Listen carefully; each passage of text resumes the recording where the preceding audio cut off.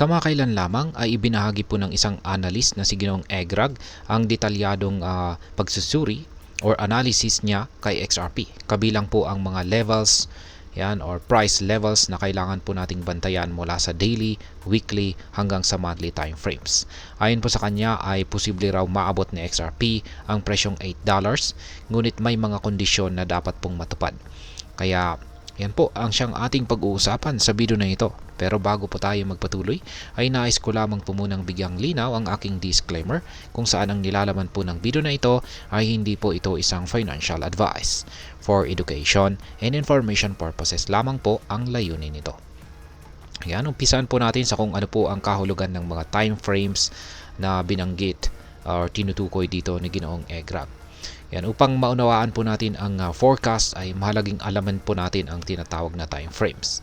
Sa mundo po ng trading, ang time frames ay tumutukoy po ito sa haba ng oras na sinusuri or ina-analyze na galaw na presyo. Kaya, ayan, meron po tayong tatlong time frames. Yan, base po sa pangunahing detalye ng pagsusuri or analysis ni Ginoong Egrag.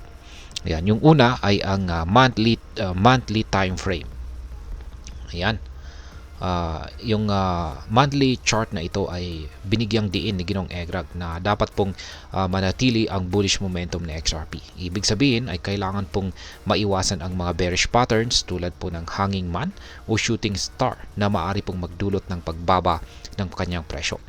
Ang suporta po sa support sa $2.2 ang mahalagang price level na kailangan po niyang panatilihin.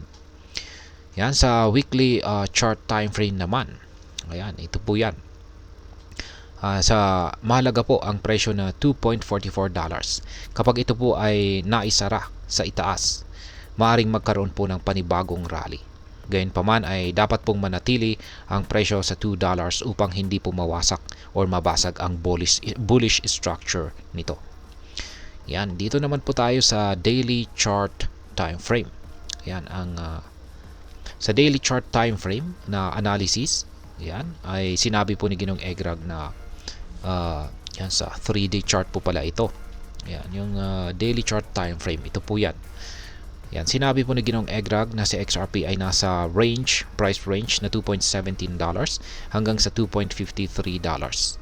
Ang pagtawid po or paglampas sa price range na ito gamit ang isang full body candle close ay magbibigay po ito ng confirmation para sa susunod na uptrend. Ayan. Ngayon ay ano naman po ang mga posibleng target yan para kay XRP. Ayon po sa analysis ay kung maipagpapatuloy po ni XRP ang bullish pattern nito, maaari po nitong maabot ang presyo na $7.5 hanggang $8.1. Ngunit may isa pang mahalagang bagay rito, ang presyo po ni Bitcoin.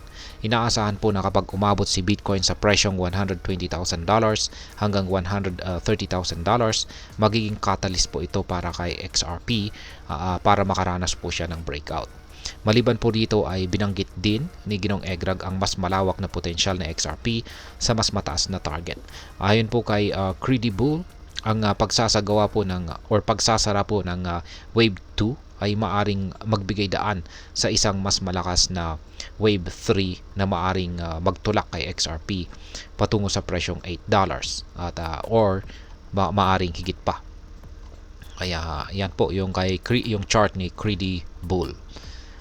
Ayan, ngayon ay ano naman po ang papel ng mga technical indicators dito.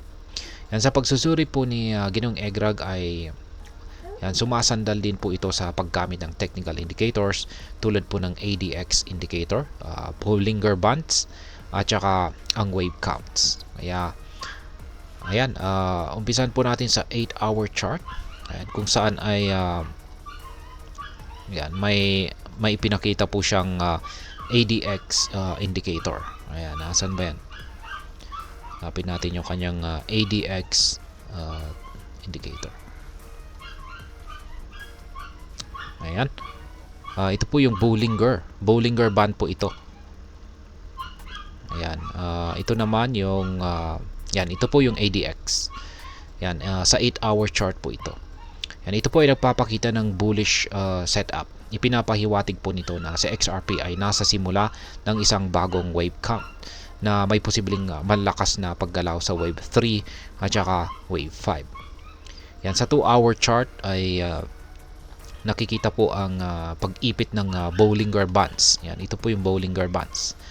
Yan, isa po itong indikasyon na paparating na ang isang breakout. Kaya ayan, ano naman po ang mga kondisyon upang maabot ni XRP ang presyong $8.